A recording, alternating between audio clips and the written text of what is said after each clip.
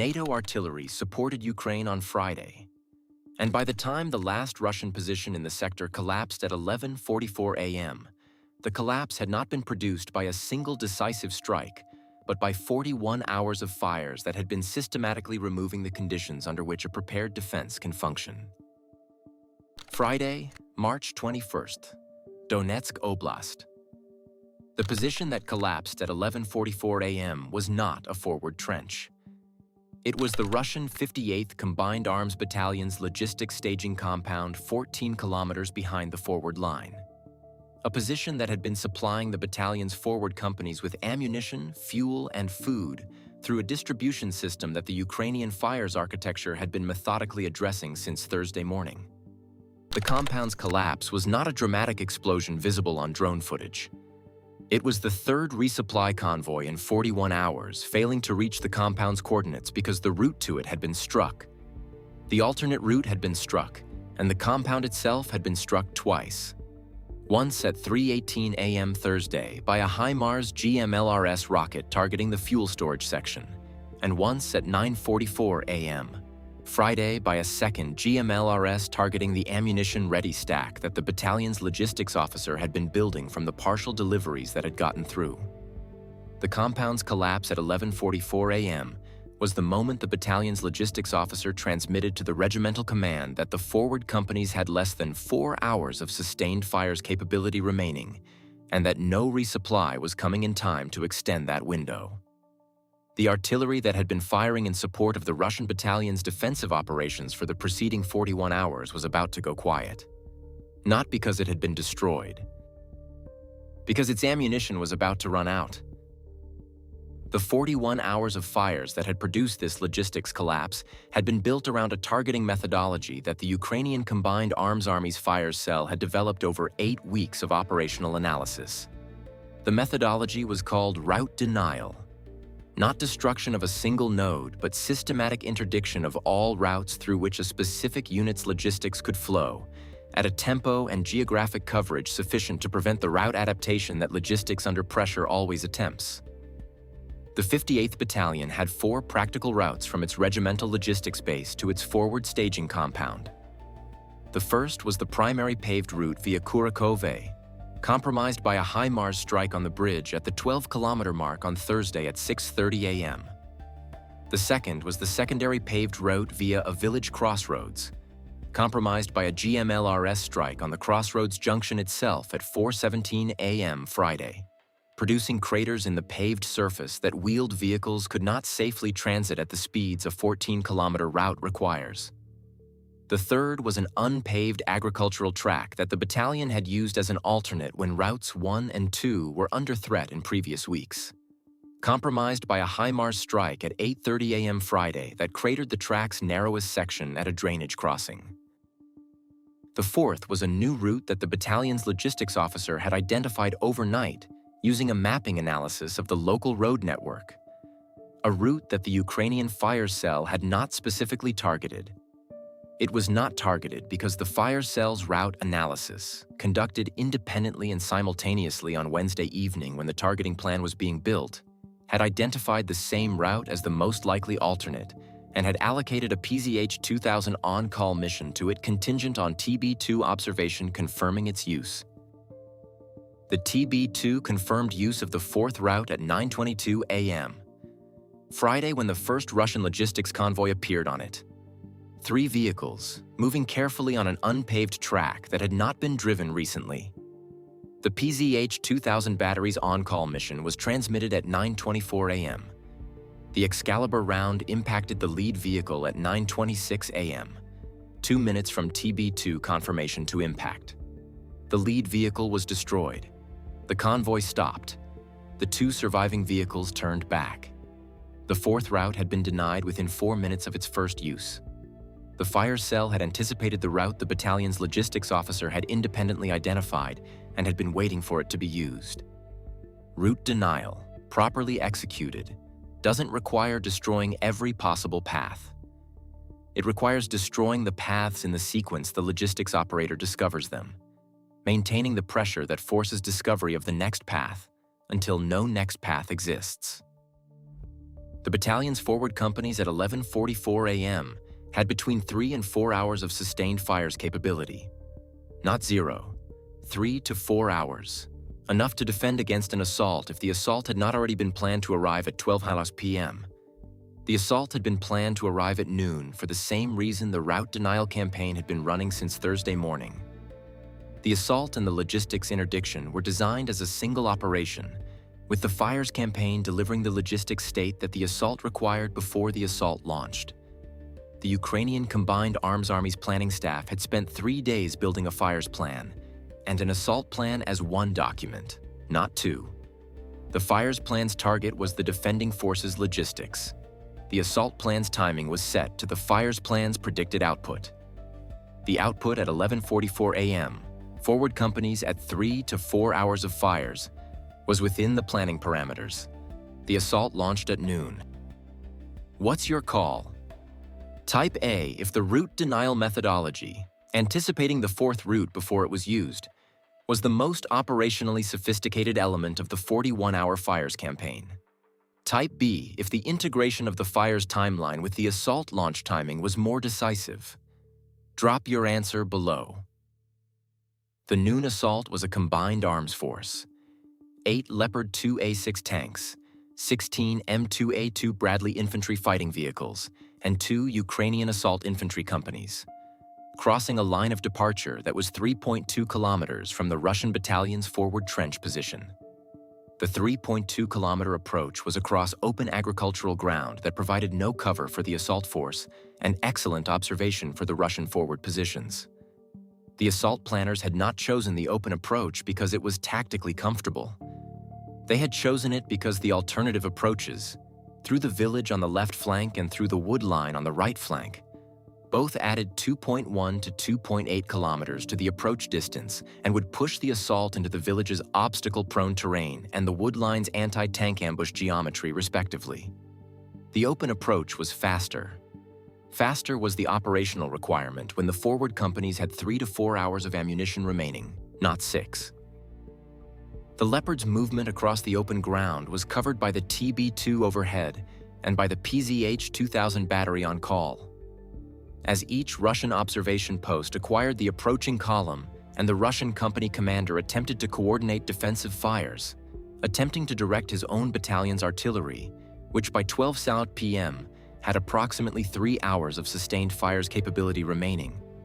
The TB2 was tracking the observation post's activity, and the fires cell was processing counter-fire missions that used the PZH-2000's Excalibur to address individual observation posts whose communications activity identified them as active coordinators rather than passive observers. By 12:09 a.m., 9 minutes into the assault approach, 3 of the Russian battalion's 5 forward observation posts had been struck and assessed as non-functional.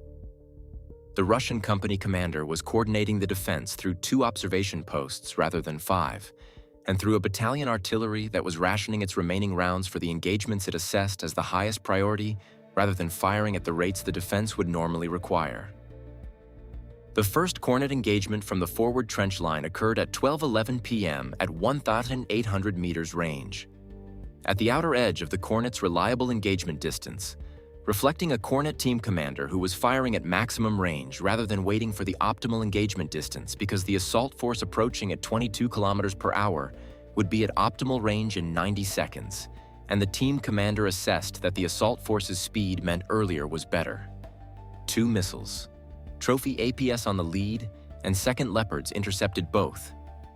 The PZH-2000 counterfire mission was transmitted and impacted in 91 seconds. The team that had chosen maximum range as its trigger point had died 91 seconds after its first shot, having intercepted nothing and having delayed the assault by 0 seconds. The second Kornet engagement at 12:14 p.m. was from a position that the fires plan had assessed as probably destroyed in the fires preparation. One of the 2 Kornet positions in the pre-mission target list whose post-fires assessment had been probable kill rather than confirmed destroyed. The position had not been destroyed. The crew had been in the position throughout the 41-hour fires campaign, having assessed that the fires had been targeting the battalion's logistics and observation infrastructure rather than individual fighting positions. The assessment was correct. The fires campaign had not targeted the forward fighting positions by design, because the planning staff had assessed that visible degradation of the forward positions would trigger a defensive reinforcement that would undo the logistics isolation the fires campaign was building. The crew was alive and in position and fired at 12:14 p.m. 3 missiles, rapid succession. Trophy APS intercepted 2. The third impacted the second Leopard's forward hull at an angle that the protection level managed without penetration, producing track damage from the reactive spalling that reduced the vehicle to 4 kilometers per hour. The crew reported the vehicle's status. The column continued. The disabled Leopard moved to a hull-down position and continued to engage from its reduced mobility position. It was not out of the fight. It was contributing fires at reduced mobility. The PZH-2000 counterfire round impacted the probable-kill Kornet position at 12:16 p.m. The crew that had survived the fires campaign by correctly understanding that the fires campaign was not targeting them had died at 12:16 p.m. because the assault phase's fires architecture targeted them as soon as they fired. The firing had been the identification. The 41 hours of not being fired at had been the result of not firing. The crew's decision to hold fire until the assault reached engagement range had been the tactically correct decision. It had extended their survival by 41 hours and had cost the assault force 1 damaged Leopard track. It had not changed the outcome. Subscribe to my channel and hit the bell. Every fires mission, every engagement decision, every moment of the 41-hour campaign that ended Russian positions collapsing, broken down completely at the level that matters. The forward trench contact developed at 12:22 p.m. The Russian battalion's forward company had approximately 3.1 hours of sustained fires ammunition remaining when the Leopards reached 600 meters from the forward trench. The company's machine gun crews, RPG teams, and the remaining active Kornet position in the trench's northern sector were all operational. The company had been defending this position for 9 weeks. The physical preparations were sound. What was not sound was the fire support architecture that the company depended on to make a prepared defense work. The artillery that could suppress an assault force in the open, the counter-battery radar that could identify Ukrainian fire missions and generate response fire missions, the logistics chain that could resupply the ammunition that an active defense consumes at rates that always exceed initial estimates. All 3 were degraded or eliminated. The company was defending with its organic weapons against a combined arms assault without the fire support that the defense required. The trench clearance lasted 28 minutes.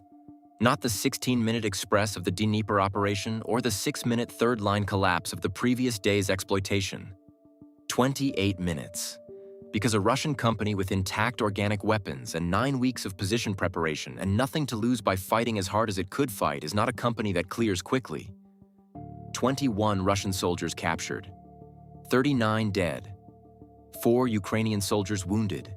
2 from grenade exchanges in the covered fighting positions along the trench network's northern section, where the defensive works were thickest and where the infantry had to go in at close range to clear them. The company that had been holding the position for 9 weeks was gone at 12:50 p.m. The Russian battalion command post that the fires campaign had been avoiding to prevent triggering reinforcement had been on the target list since the assault launched at noon. Once the assault was underway, the tactical calculus for targeting the command post shifted. It had been withheld to prevent a defensive reinforcement that was no longer possible because the assault was already in the trench. The HIMARS mission against the command post had been prepared and was awaiting the assault's entry into the trench as its trigger. The trigger condition was met at 12:22 p.m. The GMLRS rocket impacted the command post at 12:24 p.m., 2 minutes after the trench contact. The battalion commander, who had been managing the defense through 2 observation posts and rationed artillery, had been at the command post when it was struck. Communications on the Russian battalion command net ceased at 12:24 p.m. and did not resume. The Russian forward company survivors who were still fighting in the trench at 12:25 p.m. after the command post was struck were fighting without battalion command coordination, without artillery support, and with the ammunition state that 41 hours of route denial had produced. They fought for 25 more minutes before the last organized resistance in the northern section of the trench was overcome. The 28-minute clearance had included those 25 minutes. Every minute of those 25 had been bought by a company that was fighting with its organic weapons, isolated from its support architecture, defending a position because that was the mission, and the mission had not changed. What would you do as the Russian regimental commander at 1 p.m. Friday? Your battalion command post destroyed, your forward company cleared, the assault force exploiting north toward the 2nd defensive line, and the 58th Battalion's logistics compound reporting that it cannot support a 2nd defensive action without resupply that no route can currently deliver? Comment your decision below.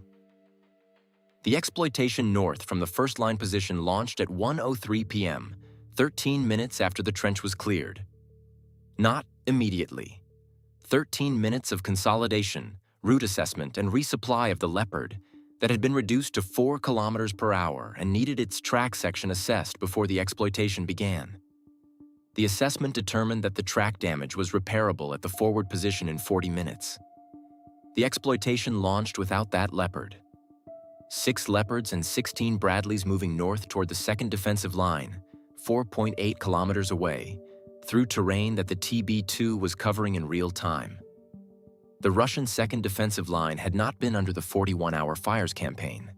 The route denial methodology had been specifically designed for the forward battalion's logistics and had not been extended to the 2nd line's logistics chain, which the Army Fire Cell had assessed as too deep to be efficiently interdicted from the current HIMARS positions, without consuming the launch allocation that was needed for the assault support fires. The 2nd line's defensive state was the unknown the exploitation was advancing toward. Not completely unknown, the satellite imagery had mapped the 2nd line's positions in the same detail as the 1st line's, and the fire's preparation that had run from H-75 to H-5 had addressed 10 of the 14 mapped anti-armor positions in the 2nd line before the noon assault launched, but not the logistics state. The 2nd line had been resupplied normally throughout the 41-hour fires campaign because the fires campaign had been focused on the 1st line battalion. The 2nd line's artillery was at normal readiness. Its Kornet teams were at full strength. Its reserve company, 6 kilometers north of the 2nd line, had not been struck. The exploitation force that had benefited from 41 hours of fire-shaped conditions in the 1st line sector was moving toward a 2nd line sector that had not been shaped in the same way. The TB2 that was covering the exploitation's advance acquired a vehicle movement at 1:47 p.m., the Russian 2nd line's reserve company beginning to move south from its garrison position, responding to the 1st line clearance that had been transmitted to the divisional command at 1 p.m. The reserve was 6.1 kilometers from the 2nd line. The exploitation force was 2.4 kilometers from it. The exploitation would arrive first, but would arrive at a 2nd line that was waiting for it, with full ammunition and a reserve company moving to reinforce it, rather than the degraded, isolated condition of the 1st line at noon. The exploitation force's commanding officer assessed the situation from the TB2 feed at 1:49 p.m. and transmitted a request to the Army Fire Cell, pre-emptive GMLRS on the reserve company's garrison before it cleared the position. The request went to the Corps HIMARS allocation coordinator. The response came back at 1:52 p.m. The allocation was available. The rockets fired at 1:53 p.m. The reserve company's lead vehicles were struck at 1:56 p.m. 17 minutes before the exploitation force reached the 2nd line engagement range.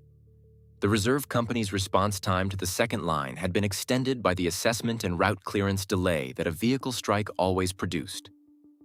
The exploitation force reached the 2nd line at 2:13 p.m. The reserve company was still 5.2 kilometers away. The 2nd line engagement lasted 44 minutes, harder than the 1st. The 10 of 14 pre-strike anti-armor positions that had been addressed in the fires preparation had been well chosen. The 4 survivors were in the flanking positions rather than on the primary approach, and the flanking engagement geometry was less favorable for the Kornet teams than a frontal approach would have been. The Leopard Company handled the flanking positions in 15 minutes of direct fire engagement. The Bradley Infantry handled the trench clearance in the following 29 minutes. By 2:57 p.m. on Friday, Both the 1st and 2nd defensive lines of the Russian 58th Combined Arms Battalion sector were in Ukrainian hands. The battalion's forward companies had started the day with 3 to 4 hours of sustained fires capability. By 3 p.m., it was academic. There were no longer forward companies at either position to use that ammunition. The collapse that had begun with the logistics compound's inability to receive a resupply convoy at 11:44 a.m. had been completed in a little over 3 hours of assault and exploitation. Don't miss the breakdown of the Russian divisional response to the Friday collapse and whether the second echelon arrived in time to prevent the exploitation force from reaching the road network that the 58th Battalion had been defending. Subscribe to my channel and hit that bell. NATO artillery supported Ukraine on Friday. That phrase does not capture what 41 hours of systematic route denial, combined with a noon assault timed to the fires campaign's predicted output, combined with a TB2 that tracked every Russian vehicle and every convoy attempt in real time and fed targeting data to a fires cell that was operating at a sustained tempo that the Russian logistics chain had no answer for, actually produced. It produced a Russian forward company fighting at 12:22 p.m. with its organic weapons against a combined arms assault, without artillery support, without resupply, without battalion command coordination after 12:24 p.m., and with nothing behind it that could stop what was coming. The company fought for 28 minutes. It should not have been able to fight at all by the standard operational model of a defense under those conditions. 28 minutes was the tribute that 9 weeks of position preparation and the decision to keep fighting paid to a defense that the fires campaign had systematically removed every external support from. 41 hours of route denial. Noon assault. 2 lines by 2:57 p.m. NATO artillery had supported Ukraine. The Russian positions had collapsed. The 41 hours was the artillery story. The 3 hours and 13 minutes from noon to 2:57 p.m. was what the artillery made possible. Was the 41-hour route denial campaign the decisive element of Friday's operation? Or was the integration of the fires plan and the assault timing?